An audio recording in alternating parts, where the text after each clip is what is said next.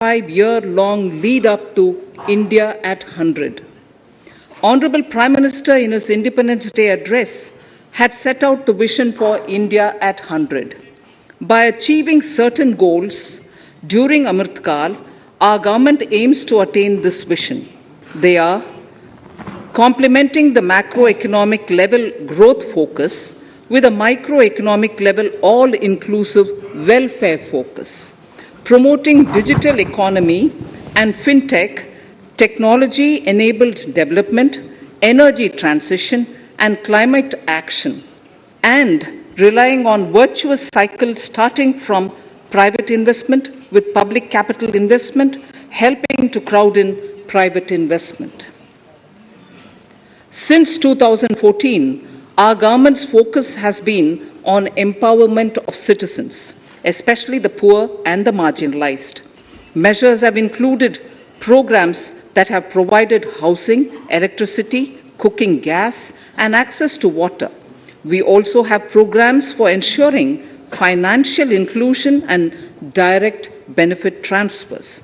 We are committed to strengthening the abilities of the poor to tap all opportunities.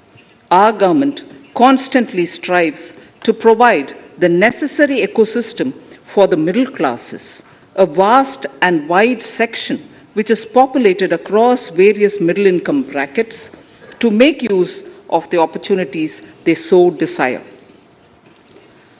This budget seeks to lay the foundation and give a blueprint to steer the economy over Amrit Kal of the next 25 years, from India at 75 to India at 100. It continues to build on the vision drawn in the budget of 21-22. Its fundamental tenets, which included transparency of financial statement and fiscal position, reflect the government's intent, strengths, and challenges. This continues to guide us. The initiatives of the last year's budget have seen significant progress and have been provided with adequate allocations in this budget as well. The strengthening of health infrastructure, speedy implementation of the vaccination program, and the nationwide resilient response to the current wave of the pandemic are evident for all. The productivity-linked incentive in 14 sectors for achieving the vision of Atmanirbhar Bharat has received excellent response, with potential to create 60 lakh new jobs and an additional production of 30 lakh crore during next 5 years. Towards implementation of the new public sector enterprise policy, the strategic transfer of ownership of Air India has been completed. The strategic partner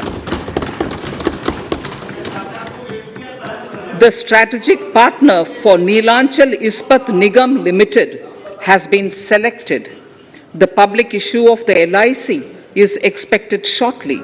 Others too are in the process for 2022-23.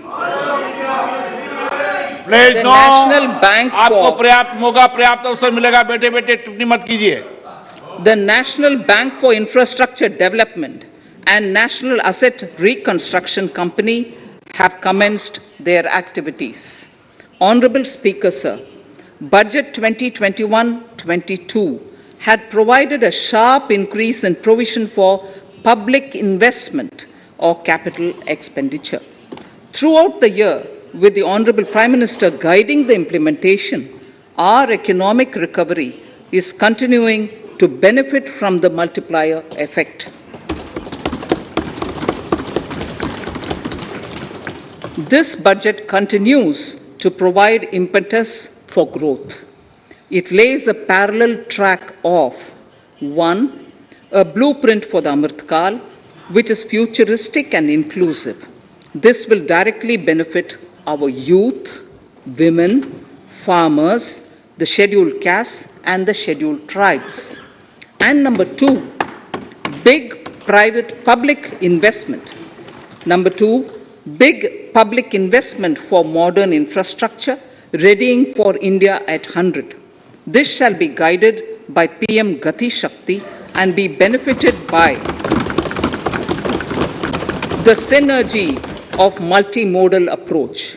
Moving forward on this parallel track, we lay the following 4 priorities: PM Gati Shakti, inclusive development, productivity enhancement and investment, sunrise opportunities, energy transition, and climate action, and 4, financing of investments.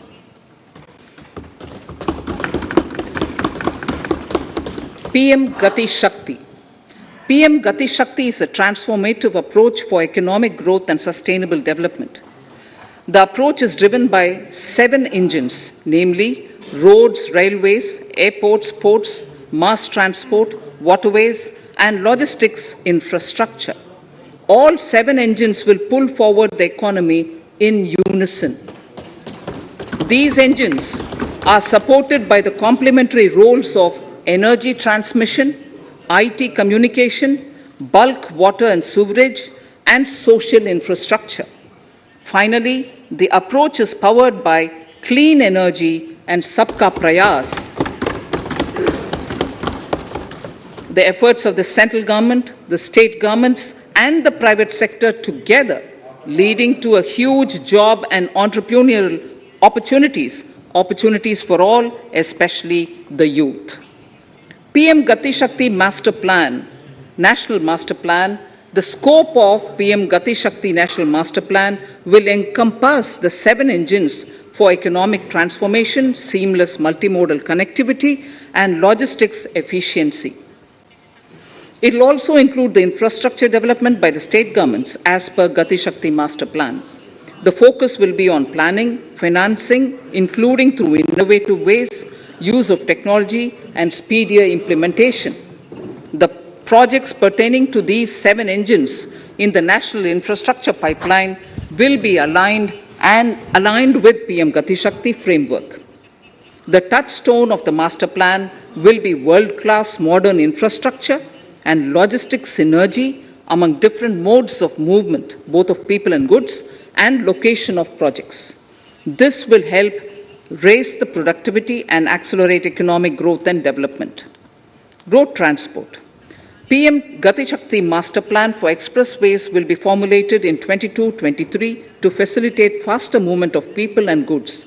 The national highways network will be expanded by 25,000 kilometers in 2022-23. 20,000 crores of rupees will be mobilized through innovative ways of financing to complement the public resources. The data exchange among all mode operators will be brought on unified logistics interface platform designed for application programming interface. This will provide for efficient movement of goods through different modes, reducing logistics cost and time, assisting just-in-time inventory management, and in eliminating tedious documentation. Most importantly, this will provide real-time information to all stakeholders and improve international competitiveness. Open source mobility stack for organizing seamless travel of passengers will also be facilitated. Contracts for implementation of multimodal logistic parks at 4 locations through PPP mode will be awarded in 22-23. Railways will develop new products and efficient logistics services for small farmers and small and medium enterprises, besides taking the lead in integration of postal and railways network to provide seamless solutions for movement of parcels. One station, one product concept will be popularized to help local businesses and supply chains. As a part of Atmanirbhar Bharat, 2,000 kilometers of network will be brought under Kavach, the indigenous world-class technology for safety and capacity augmentation in 2022-23. 400 new generation Vande Bharat trains will better energy efficiency and passenger riding experience will be developed and manufactured during the next 3 years. 100 PM Gati Shakti cargo terminals for multimodal logistics facilities will be developed during the next 3 years. Innovative ways of financing and faster implementation will be encouraged for building metro systems of appropriate type at scale. Multimodal connectivity between mass urban transport and railway stations will be facilitated on priority. Design of metro systems, including civil structures, will be reoriented and standardized for Indian conditions and needs. Parvat Mala, as a preferred ecologically sustainable alternative to conventional roads in difficult hilly areas, National Ropeways Development Program will be taken up on PPP mode. The aim is to improve connectivity and convenience for commuters, besides promoting tourism. This may also cover congested urban areas where conventional mass transit system is not feasible. Contracts for 8 such ropeway projects for a length of 60 kilometers will be awarded in 22-23.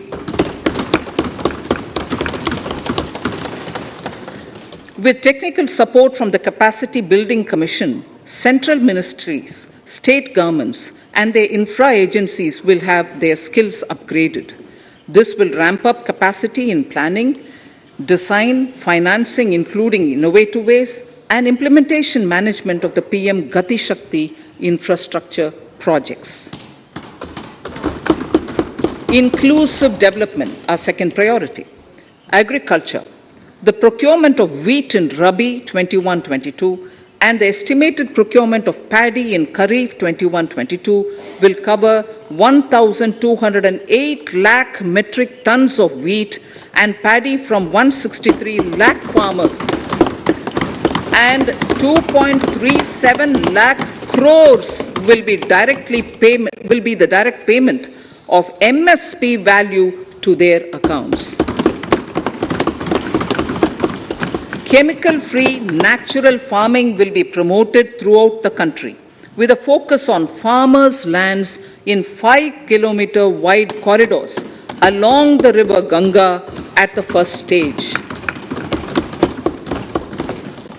2023 has been announced as the International Year of Millets. Support will be provided for post-harvest value addition, enhancing domestic consumption, and for branding millet products nationally and internationally. To reduce our dependence on import of oil seeds, a rationalized and comprehensive scheme to increase domestic production of oil seeds will be implemented. For delivery of digital and high-tech services to farmers, with involvement of public sector research and extension institutions, along with private agri-tech players and stakeholders of agri-value chains, a scheme in PPP mode will be launched.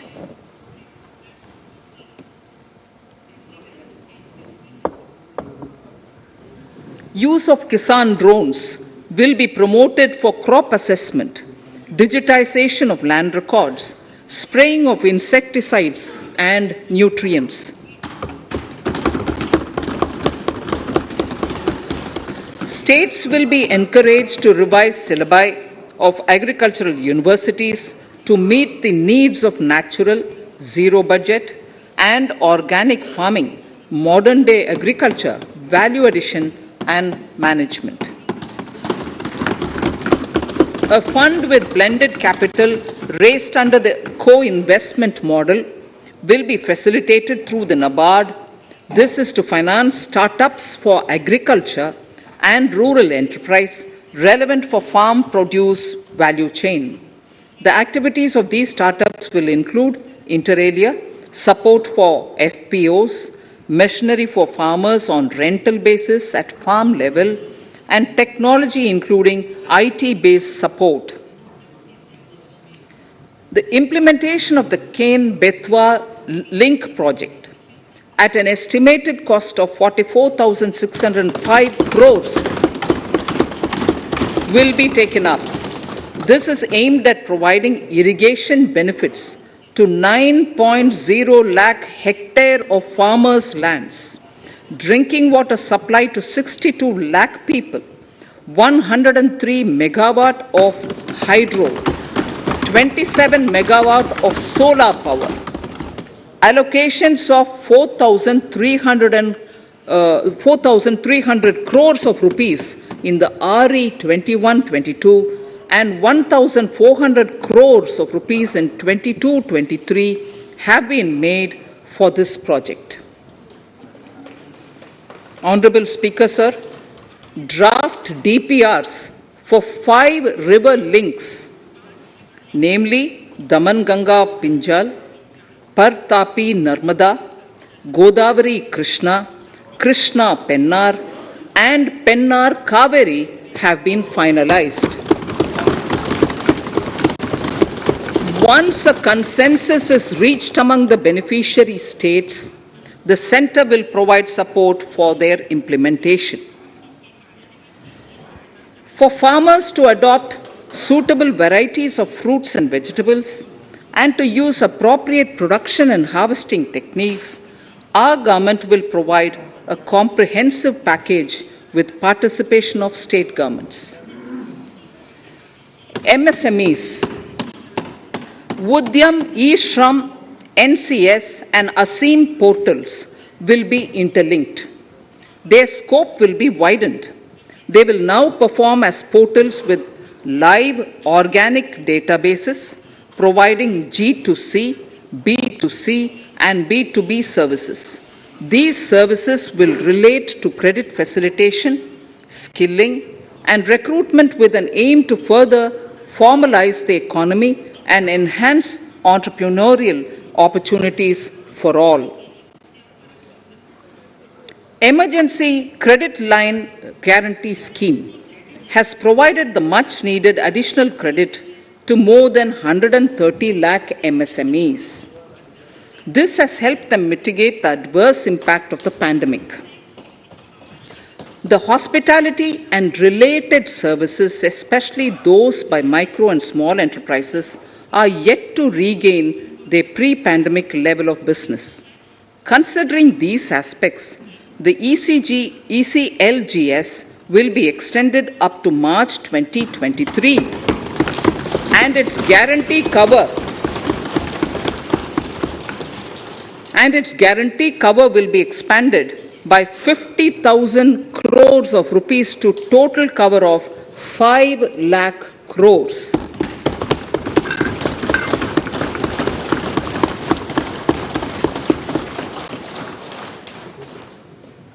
With the additional amount being earmarked exclusively for the hospitality and related sectors. Credit Guarantee Trust for Micro and Small Enterprises, CGT-MSE, scheme will be revamped with required infusion of funds. This will facilitate additional credit of 2 lakh crore for micro and small enterprises and expand employment opportunities.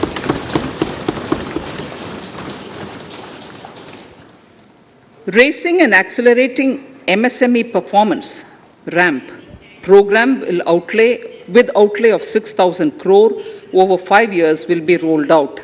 This will help MSME sector become more resilient, competitive and efficient.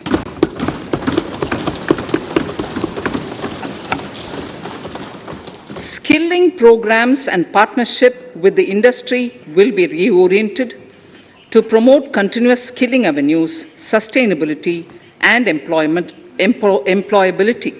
The National Skill Qualification Framework will be aligned with dynamic industry needs. Digital ecosystem for skilling and livelihood, the Desh Stack e-portal, will be launched. This aims to empower citizens to skill, reskill or upskill through online training. It will also provide API-based trusted skill credentials, payment and discovery layers to find relevant jobs and entrepreneurial opportunities.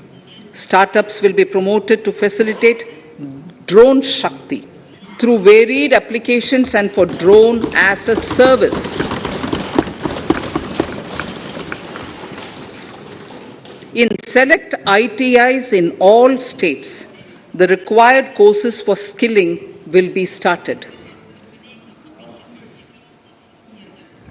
Due to the pandemic-induced closure of schools, our children, particularly in the rural areas and those from scheduled castes and scheduled tribes and other weaker sections, have lost almost 2 years of formal education. Mostly, these are children in government schools. We recognize the need to impart supplementary teaching and to build a resilient mechanism for education delivery. For this purpose, One Class, One TV channel program of PM E-Vidya will be expanded from 12 to 200 TV channels. This will enable all states to provide supplementary education in regional languages for classes 1 to 12.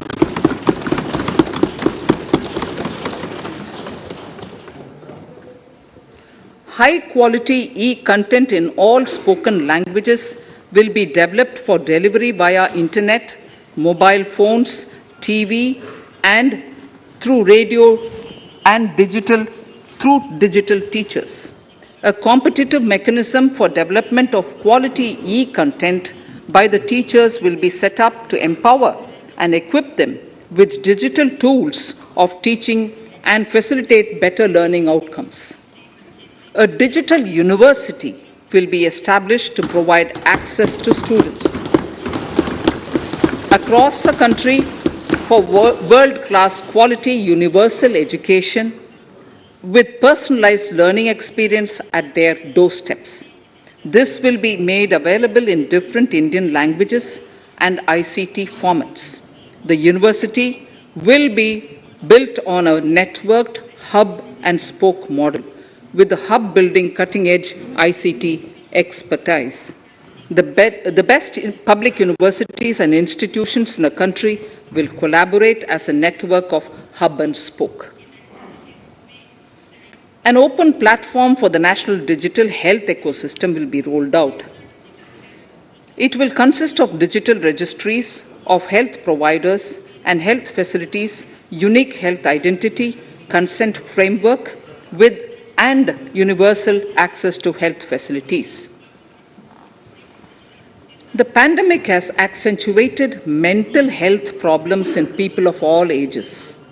To better the access to quality mental health counseling and care services, a national tele-mental health program will be launched.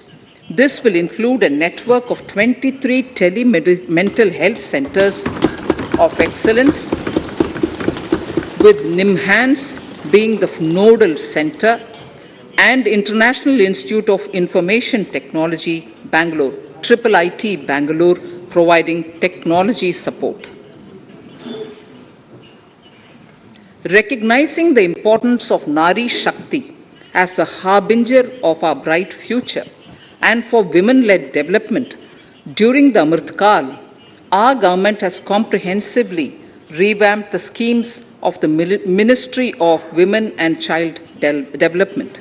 Accordingly, 3 schemes, namely Mission Shakti, Mission Vatsalya, Saksham Anganwadi and Poshan 2.0 were launched recently to provide integrated benefits to women and children. Saksham Anganwadis are a new generation Anganwadis that have better infrastructure and audio-visual aids, powered by clean energy and providing improved environment for early childhood development. 2 lakh Anganwadis will be upgraded under this scheme. Current coverage of Har Ghar Nal Se Jal is 8.7 crores. Of this, 5.5 crore households were provided tap water in last 2 years itself. allocation of 60,000 crores of rupees has been made with an aim to cover 3.8 crore households in 2022 and 23. In 22-23, 80 lakh houses will be completed for the identified eligible beneficiaries of the PM Awas Yojana, both rural and urban. 48,000 crores is allotted for this purpose. The central government will work with the state governments for reduction of time required for all land and construction related approvals, for promoting affordable housing for middle class and for the economically weaker sections in urban areas. We shall also work with the financial sector, regulators, to expand access to capital along with reduction in cost of intermediaries. A new scheme, Prime Minister's Development Initiative for the Northeast, will be implemented through the Northeastern Council. It will fund infrastructure in the spirit of PM Gati Shakti and social development projects based on felt needs of the Northeast. This will enable livelihood activities for youth and women, filling the gaps in various sectors. It will not be a substitute for existing central or state schemes. While the central ministries may also post their candidate projects, priority will be given to those posted by the states. An initial allocation of 1,500 crores of rupees will be made, and the initial list of projects is given in Annexure 1 of my speech. Our vision to improve the quality of life of citizens in the most backward districts of the country through Aspirational Districts program has been translated into reality in a very short span of time. 95% of those 112 districts have made significant progress in key sectors such as health, nutrition, financial inclusion, and basic infrastructure. They have surpassed even some of the state average values.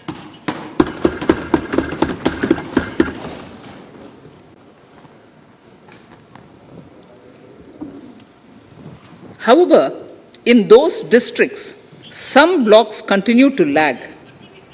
In 22-23, the program will focus on such blocks in those districts. Border villages with sparse population, limited connectivity, and infrastructure often get left out from the development gains. Such villages on the northern border will be covered under a new Vibrant Villages program. The activities will include construction of village infrastructure, housing, tourist centers, road connectivity, provisioning of decentralized renewable energy, direct-to-home access for Doordarshan and educational channels, and support for their livelihood generation. Additional funding for these activities will be provided. Existing schemes will be converged.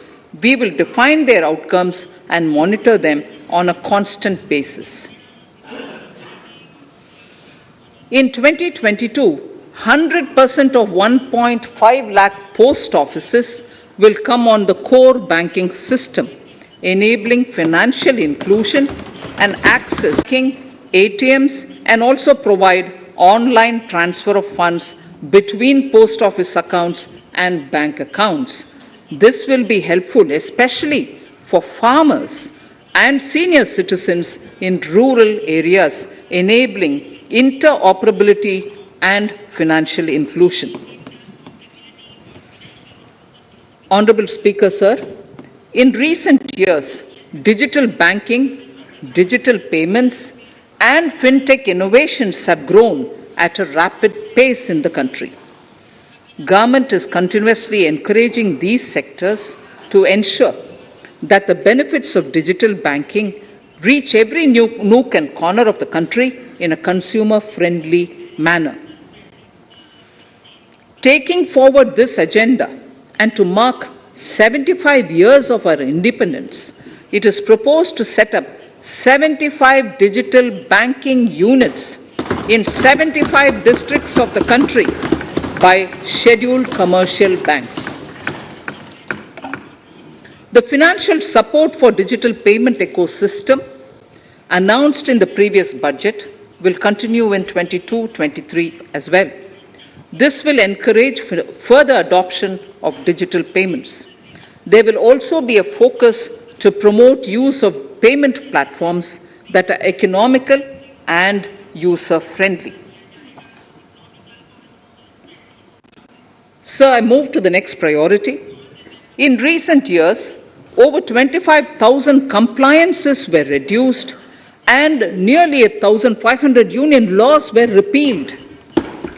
This is the result of our government's strong commitment for minimum government and maximum governance. 1,486 union laws were repealed. Our trust in the public and ease of doing business is what is highlighted here, sir. For the Amrit Kal, the next phase of ease of doing business 2.0 and ease of living will be launched. In our endeavor to improve productive efficiency of capital and human resources, we will follow the idea of trust-based governance.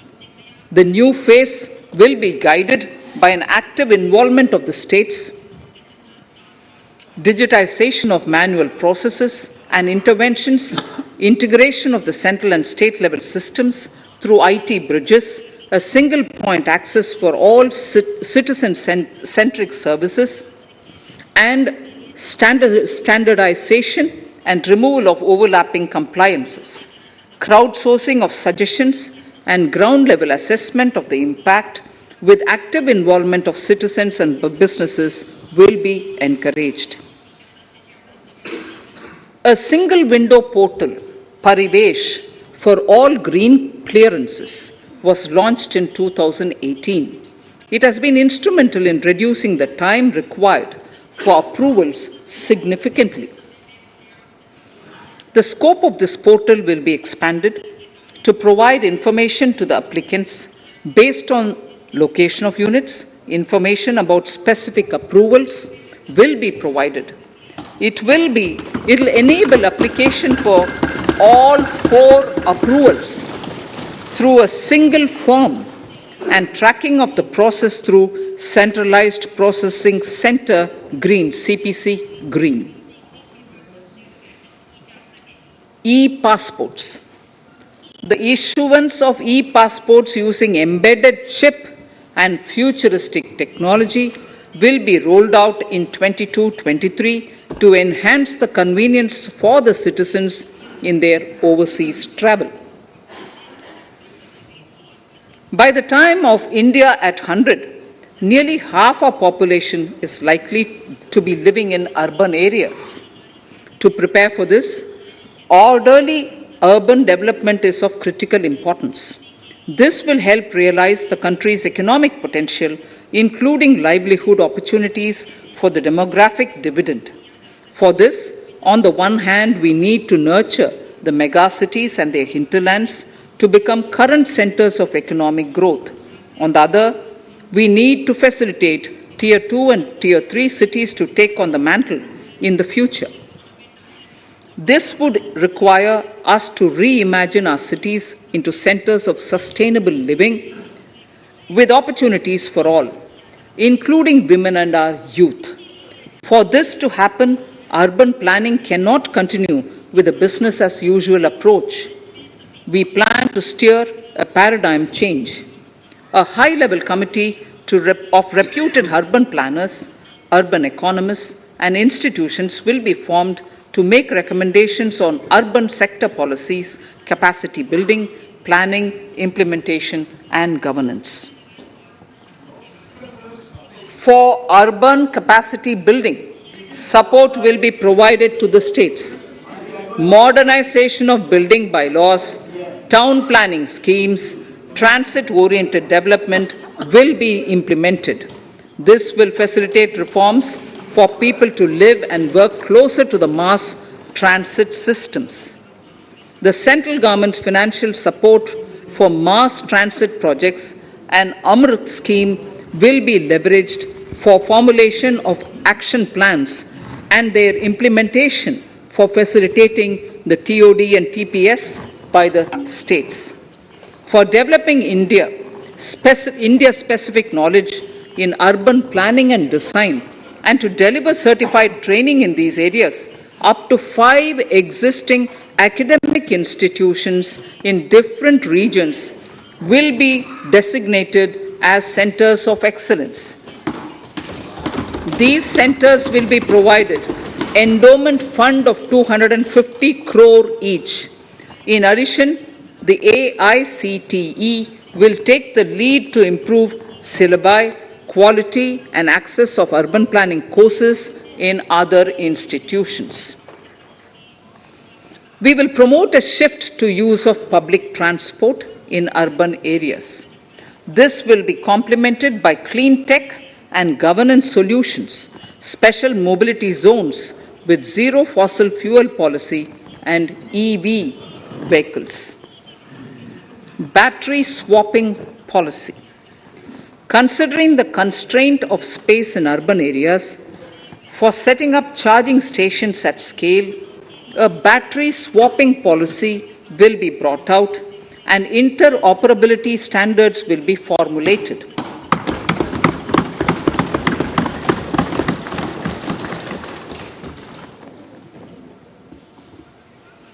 The private sector will be encouraged to develop sustainable and innovative business models for battery or energy as a service. This will improve efficiency in the EV ecosystem. Efficient use of land resources is a strong imperative. States will be encouraged to adopt unique land parcel identification number to facilitate IT-based management of records. The facility for transliteration of land records across any of the Schedule 8 languages will also be rolled out. The adoption of linkage with National Generic Document Registration System (NGDRS) with the One Nation, One Registration software will be promoted as an option for uniform process of registration and anywhere registration of deeds and documents. Necessary amendments in the code IBC will be carried out to enhance the efficiency of the resolution process and facilitate cross-border insolvency resolution. Accelerated corporate exit. Several IT-based systems have been established for accelerated registration of new companies. Now the Center for Processing Accelerated Corporate Exit, CPACE, will process re-engineering, will be established to facilitate and speed up the voluntary winding up of these companies from the currently required 2 years to less than 6 months. Government procurement. Government rules have recently been modernized for the needs of Amritkal. The new rules have benefited from the inputs from various stakeholders. The modernized rules allow use of transparent quality criteria besides cost and evaluation of complex tenders. Provisions have been made for payment of 75% of running bills mandatorily within 10 days and for encouraging settlements of disputes through conciliation. As a further step to enhance transparency and to reduce delays in payments, a completely paperless, end-to-end online e-bill system will be launched for use by all central ministries for their procurements. The system will enable the suppliers and contractors to submit online their digitally signed bills and claims and track their status from anywhere. To reduce indirect cost for suppliers and work contractors, the use of surety bonds as a substitute for bank guarantee will be made acceptable in government procurements. Business such as gold imports may also find this useful. IRDAI, insurance regulator, has given the framework for issue of surety bonds by insurance companies. AVGC Promotion Task Force.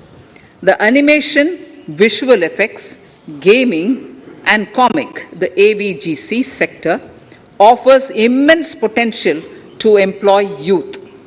An AVGC Promotion Task Force with all stakeholders will be set up to recommend ways to realize this and build domestic capacity for serving our markets and the global demand. Telecom sector. Telecommunications in general and 5G technology in particular can enable growth and offer job opportunities. Required spectrum auctions will be conducted in 2022 to facilitate rollout of 5G's mobile services within 2022-23 by private telecom providers. A scheme for design-led manufacturing will be launched to build a strong ecosystem for 5G as part of the production-linked incentive scheme.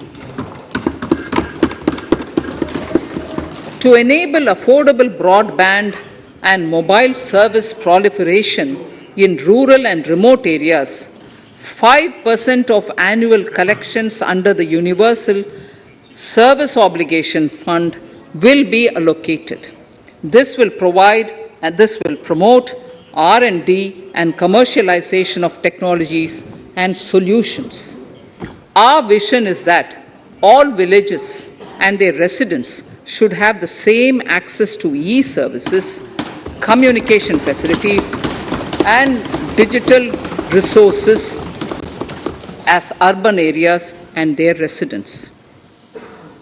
The contracts for laying optical fiber in all villages, including remote areas, will be awarded under the BharatNet project through PPP in 22 and 23. Completion is expected in 2025. Measures will be taken to enable better and more efficient use of the optical fiber. Export promotion.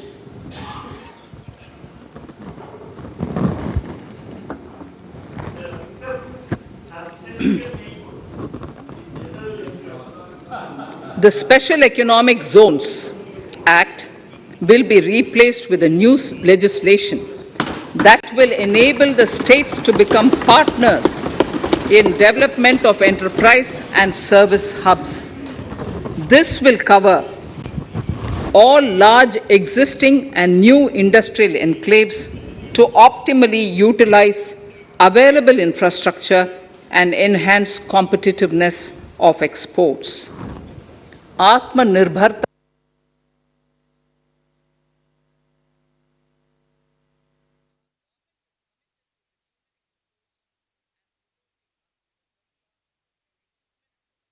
forces. 68% of the capital procurement budget will be earmarked for domestic industry in 22-23, up from 58% in 21-22.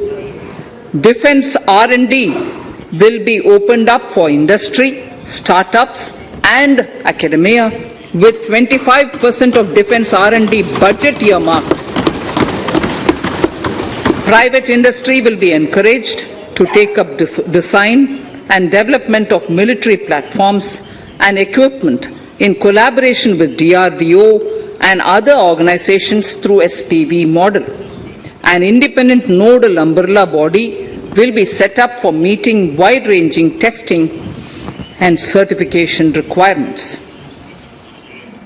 Artificial intelligence, geospatial systems and drones, semiconductor and its ecosystem, space economy, genomics and pharmaceuticals, green energy and clean mobility systems have immense potential to assist sustainable development at scale and modernize the country.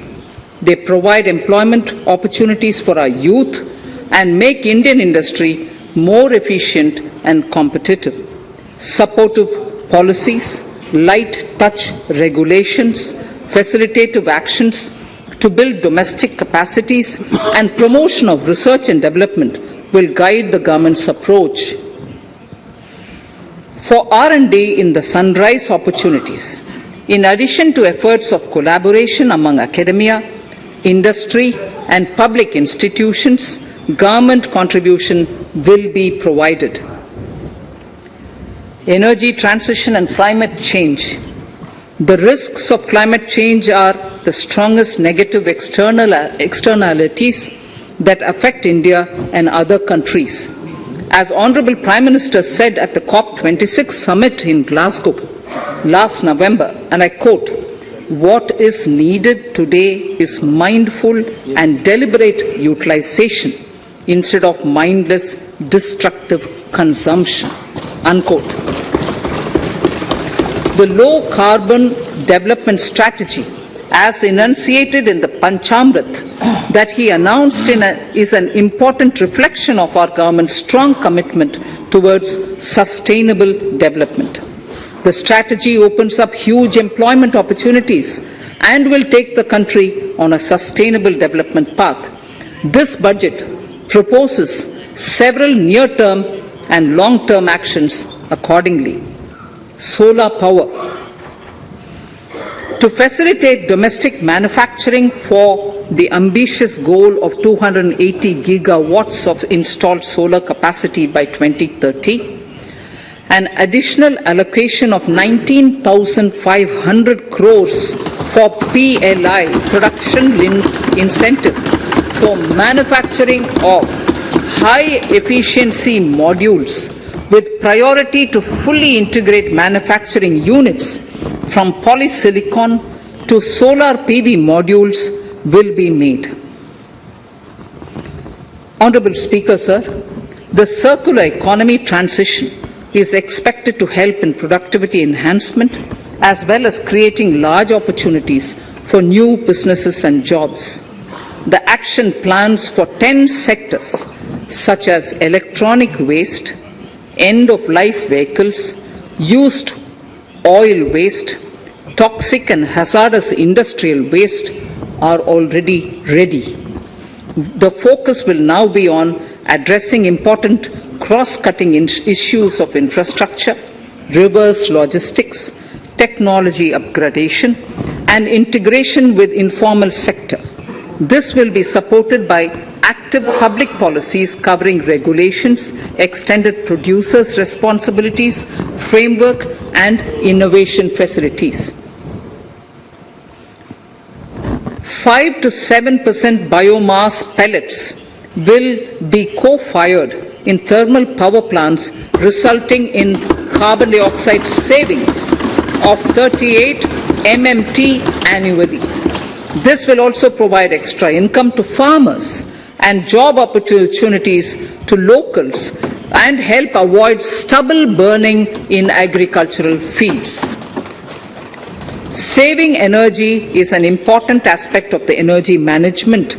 Hence, energy efficiency and savings measures will be promoted. This will be done in large commercial buildings through the energy service company business model. It will facilitate capacity building and awareness for energy audits, performance contracts, and common measurement of and verification protocol. 4 pilot projects for coal gasification and conversion of coal into chemicals required for the industry will be set up to evolve technical and financial viability. The policies and required legislative changes to promote agroforestry and private forestry will be brought in. In addition, financial support will be provided to farmers belonging to scheduled castes and scheduled tribes who want to take up agroforestry. Honourable Speaker, I now move to the fourth priority, financing of investments. Capital investment holds the key to speedy and sustainable economic revival and consolidation through its multiplier effect. Capital investment also helps in creating employment opportunities, induced enhanced demand for manufactured input from large industries and MSMEs, services from professionals, and help farmers through better agri-infrastructure. The economy has shown strong resilience to come out of the effects of the pandemic with high growth.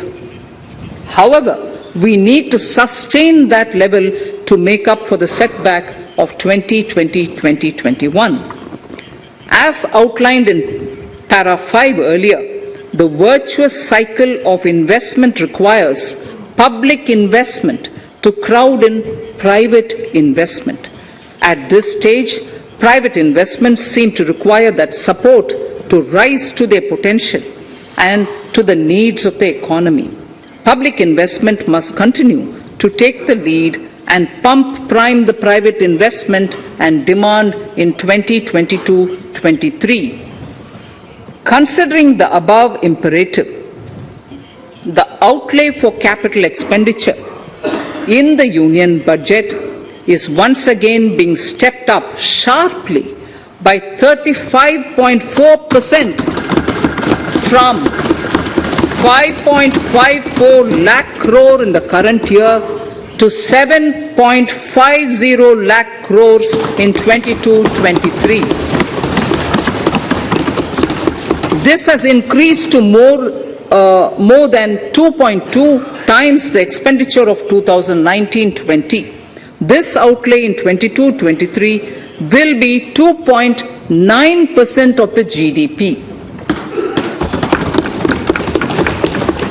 Effective capital expenditure, with this investment taken together with the provision made for creation of capital assets through grants and aid to states, the effective capital expenditure of the central government is estimated at 10.68 lakh crores in 22-23, which will be about 4.1% of the GDP. Green bonds. As a part of the government's overall market borrowings in 22-23, sovereign green bonds will be issued for mobilizing resources for green infrastructure. The proceeds will be deployed in public sector projects which help in reducing the carbon intensity of the economy. Gift IFSC. World-class foreign universities and institutions will be allowed in the GIFT City to offer courses in the financial management, fintech, science, technology, engineering, and mathematics free from domestic regulations, except those by the IFSCA to facilitate availability of high-end human resources for financial services and technology. An international arbitration center will be set up in the GIFT City for timely settlement of disputes under international jurisprudence. Services for global capital for sustainable and climate finance in the country will be facilitated in the GIFT City. Infrastructure status. Data centers and energy storage systems, including dense charging infrastructure and grid-scale battery systems, will be included in the harmonized list of infrastructure. This will facilitate credit availability for digital infrastructure and clean energy storage. Venture capital and private equity invested more than 5.5 lakh crores last year, facilitating one of the largest startup growth system. Scaling up this investment requires a holistic examination of regulatory and other frictions. An expert committee will be set up to examine and suggest appropriate measures. Government-backed funds, NIIF and SIDBI, Fund of Funds, have provided scale capital, creating a multiplier effect. For encouraging important sunrise sectors such as climate action, deep tech, digital economy, pharma, and agri-tech, the government will promote these thematic funds for blended finance, with the government share being limited to 20% and the funds being managed by private fund managers. For financing the infrastructure needs, the stepping up of public investment will need to be complemented by private capital at a significant scale. Measures will be taken to enhance financial viability of projects, including PPP, with technical and knowledge assistance from multilateral agencies. Enhancing financial viability shall also be obtained by adopting global best practices, innovative ways of financing, and balanced risk allocation. Digital rupee.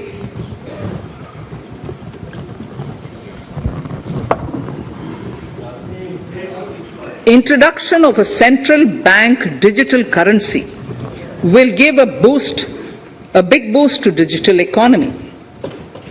Digital currency will also lead to a more efficient and cheaper currency management system. It is therefore proposed to introduce digital rupee using blockchain and other technologies to be issued by the Reserve Bank of India starting 2022 and 23. Financial assistance to states for capital investment. Reflecting the true spirit of cooperative federalism, the central government is committed to bolstering the hands of the states in enhancing their capital investment towards creating productive assets and generating remunerative employment. The scheme for financial assistance to states for capital investment has been extremely well received by the states.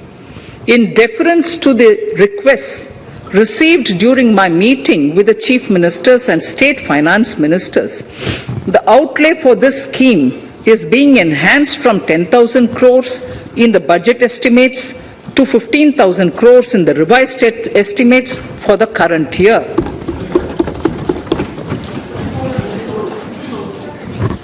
For 22-23,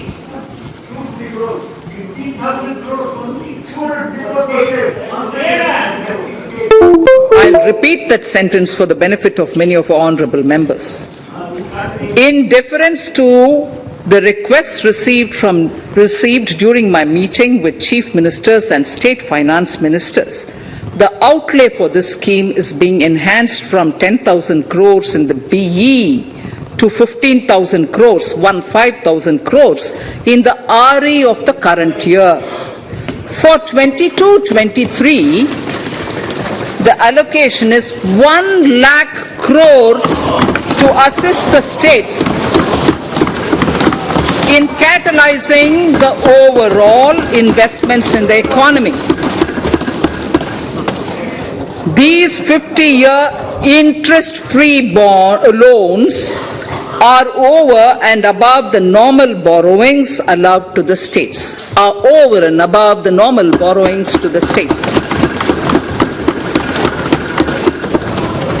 This allocation will be used for PM Gati Shakti related and other productive capital investments of the states.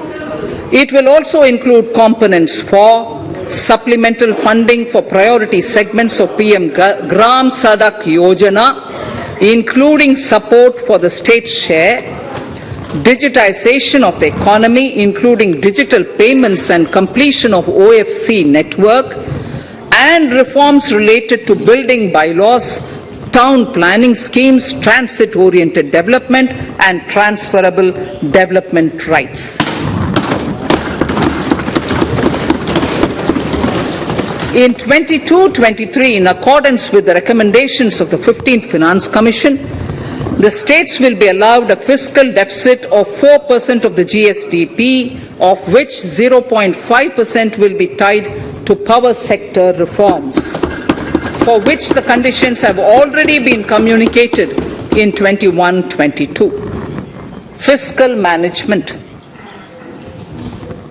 As against a total expenditure of 34.83 lakh crores of rupees projected in the BE 21-22, the revised estimate is 37.70 lakh crores. The revised estimate of capital expenditure is 6.3 lakh crores of rupees. This includes an amount of 51,971 crores towards settlement of outstanding guaranteed liabilities of Air India and its other sundry commitments. Coming to the budget estimates, Honourable Speaker, sir, the total expenditure in 22-23 is estimated at 39.45 lakh crores, while the total receipts other than borrowings are estimated at 22.84 lakh crores of rupees.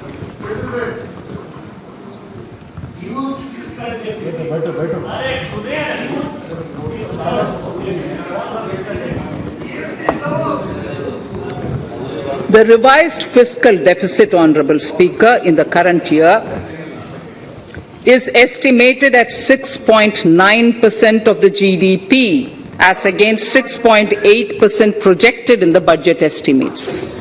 The fiscal deficit is in 22-23 is estimated at 6.4% of the GDP, which is consistent with the broad path of the fiscal consolidation announced by me last year to reach a fiscal deficit level below 4.5% by 25-26.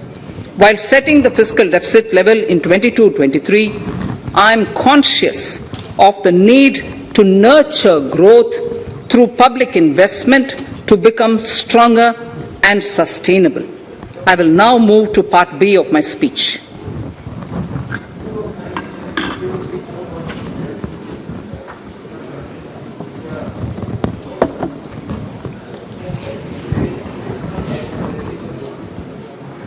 Direct tax. Honourable Speaker, sir, I take this opportunity to thank all the taxpayers of our country who have contributed immensely and strengthened the hands of the government in helping their fellow citizens in this hour of need. So I have brought in a little verse from the Mahabharata. I won't spend more time reading because I would like the speech to get enough time. However, the substance of it is the king must make arrangements for yoga kshema, which is the welfare of the populace, by way of abandoning any laxity and by governing the state in line with dharma, along with collecting taxes which are in consonance with dharma. This is Mahabharata Shanti Parva Adhyaya, Shloka 11 from 72. Drawing wisdom from our ancient texts, we continue on the path to progress. The proposals in this budget, while continuing with our declared policy of stable and predictable tax regime, intend to bring more reforms that will take ahead our vision to establish a trustworthy tax regime. This will further simplify the tax system, promote voluntary compliance by taxpayers, and reduce litigation. Introducing new updated return. India is growing at an accelerated pace and people are undertaking multiple financial transactions. The Income Tax Department has established a robust framework of reporting of taxpayers' transactions. In this context, some taxpayers may realize that they have committed omissions or mistakes in correctly estimating their income for tax payment. To provide an opportunity to correct such errors, I am proposing a new provision permitting taxpayers to file an updated return on payment of additional tax. This updated return can be filed within 2 years from the end of the relevant assessment year.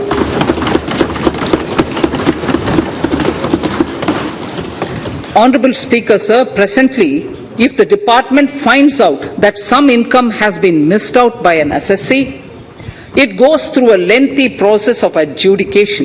Instead, with this proposal now, there will be a trust repost in the taxpayers that will enable the assessee herself to declare the income that she may have missed out earlier while filing her return. Full details of the proposal are given in the finance bill. It is an affirmative step in the direction of voluntary compliance.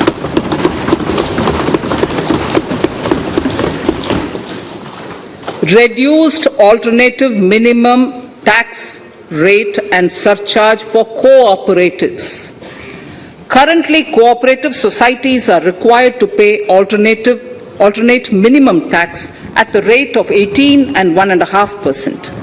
However, companies pay the same rate, the same, which is the alternate minimum tax, at the rate of 15%. To provide a level playing field between cooperative societies and companies, I propose to reduce this rate for the cooperative societies also to 15%. Honourable Speaker, sir, I also propose to reduce the surcharge on cooperative societies from the present 12% to 7% for those having total income of more than 1 crore and up to 10 crores. This would help in enhancing income of cooperative societies and its members who are mostly from the rural and from farming communities. Tax relief to persons with disability. The parent or guardian of a differently abled person can take an insurance scheme for such person. The present law provides for deduction to the parent or guardian only if the lump sum payment or annuity is available to the differently abled person on the death of the subscriber, that is the parent or the guardian. There could be situations where the differently abled dependent may need payment of annuity or lump sum amount even during the lifetime of their parent or guardian. I propose thus to allow the payment of annuity and lump sum amount to the differently abled dependent during the lifetime of the parent and guardians, that is parent or guardians, attaining the age of 60 years. Parity between employees of the state and central governments. At present, the central government contributes 14% of the salary of its employee to the National Pension System, NPS, Tier 1. This is allowed as a deduction in computing the income of the employee. However, such deduction is allowed only to the extent of 10% of the salary in case of employees of the state governments. To provide equal treatment to both central and state government employees, I propose to increase the tax deduction limit from 10% to 14% on employers' contribution to the MPS account of state government employees as well. This would help in enhancing the social security benefits of the state government employees and bring them at par with central government employees. Incentives for startups. Startups have emerged as drivers of growth for our economy. Over the past few years, the country has seen a manifold increase in successful startups. Eligible startups established before 31/3/2022 had been provided a tax incentive for 3 consecutive years out of the 10 years from incorporation. In view of the COVID pandemic, I propose to extend the period of incorporation of the eligible startup by 1 more year, that is up to 31/3/2023, for providing such tax incentives.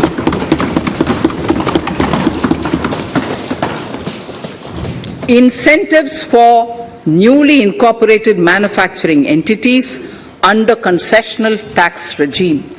In an effort to establish a global competitive business environment for certain domestic companies, a concessional tax regime of 15% was introduced by our government for newly incorporated domestic manufacturing companies. I propose to extend the last date for commencement of manufacturing or production under Section 115B(ab) by 1 more year, that is from 31st March 2023 to 31st March 2024.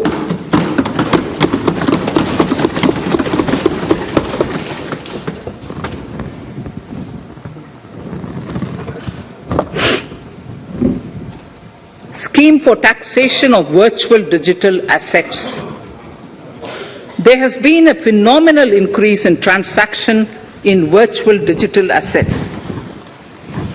The magnitude and frequency of these transactions have made it imperative to provide for a specific tax regime. Accordingly, for the taxation of virtual digital assets, I propose to provide that any income from transfer of any virtual digital asset shall be taxed at the rate of 30%. No deduction in respect of any expenditure or allowance shall be allowed while computing such income except cost of acquisition. Further, loss from transfer of virtual digital asset cannot be set off against any other income. Further, in order to capture the transaction details, I also propose to provide for TDS on payment made in relation to transfer of virtual digital asset at the rate of 1% of such consideration above a monetary threshold. Gift of virtual digital asset is also proposed to be taxed in the hands of the recipient.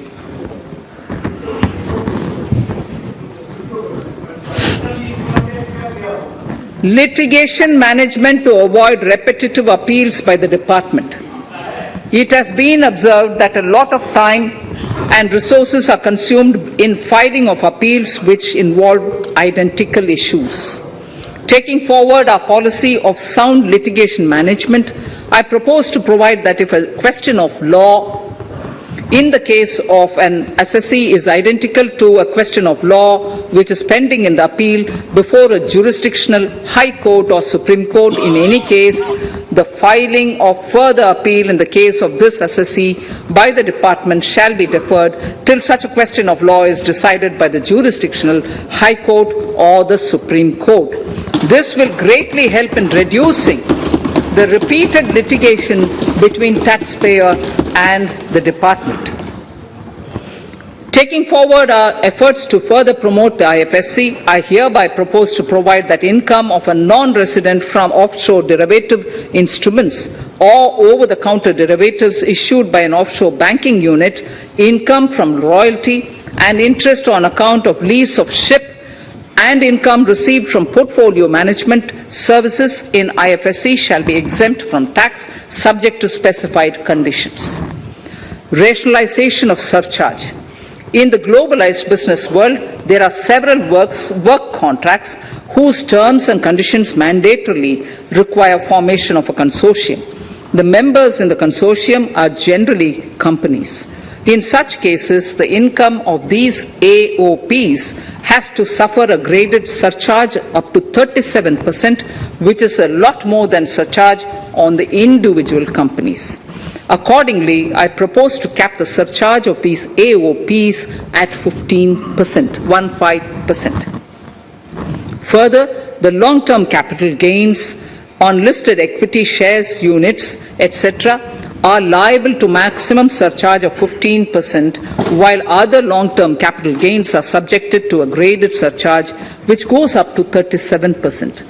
I propose to cap the surcharge on long-term capital gains arising on transfer of any type of assets at 15%. This step will give a boost to startup community, and along with my proposal on the extended tax benefits to manufacturing companies and startups, reaffirms our commitment to Atmanirbhar Bharat. Clarification in relation to health and education cess as business expenditure. The income tax is not an allowable expenditure for computation of business income. This includes tax as well as surcharges. The health and education cess is imposed as an additional surcharge on the taxpayer for funding specific government welfare programs. However, some courts have allowed health and education cess as business expenditure, which is against the legislative intent.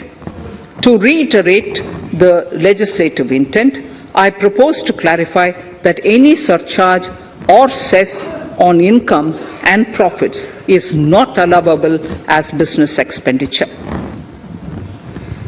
Deterrence against tax evasion. Honourable Speaker, sir, presently there is ambiguity regarding set-off of brought forward loss against undisclosed income detected in search operations. It has been observed that in many cases where undisclosed income or suppression of sales, etc., is detected, payment of tax is avoided by setting off of losses. In order to bring certainty and to increase deterrence among tax evaders, I propose to provide that no set-off of any loss shall be allowed against undisclosed income detected during search and survey operations.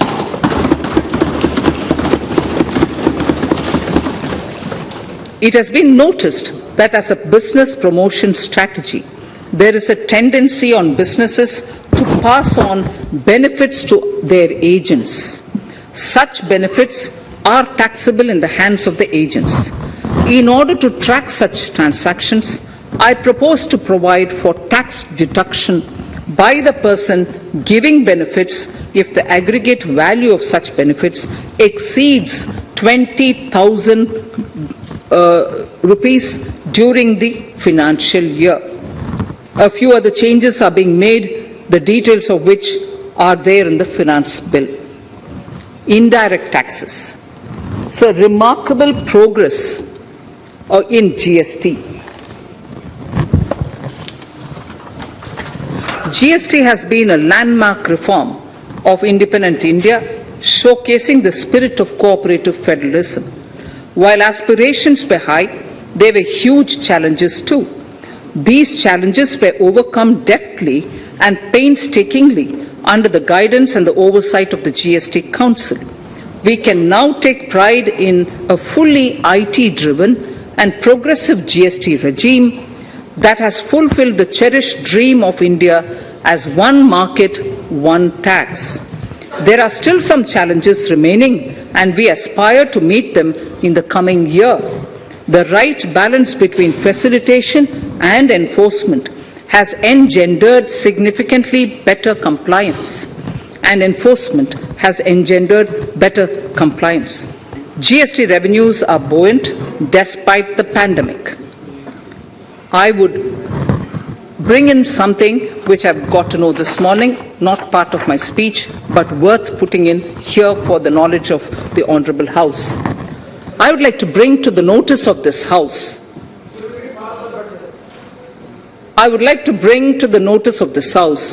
that the gross GST collections for the month of January 22 are rupees 1,40,986 crores, which is the highest since the inception of GST. This has been possible due to rapid economic growth, recovery, Post-COVID,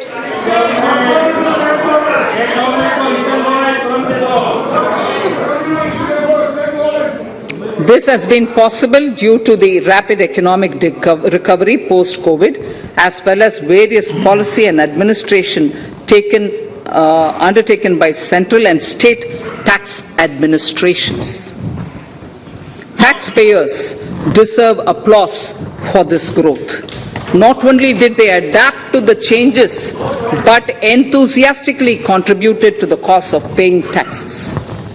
Special economic zones. In part A of my speech, I have referred to the proposed reforms in SEZs.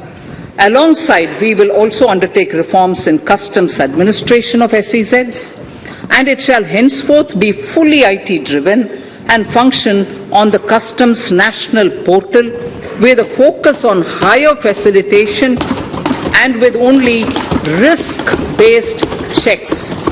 This will ease doing business by SEZ units considerably. This reform shall be implemented by 30th September 2022. Customs reforms and duty rate changes. Customs administration has reinvented itself over the years through liberalized procedures and infusion of technology.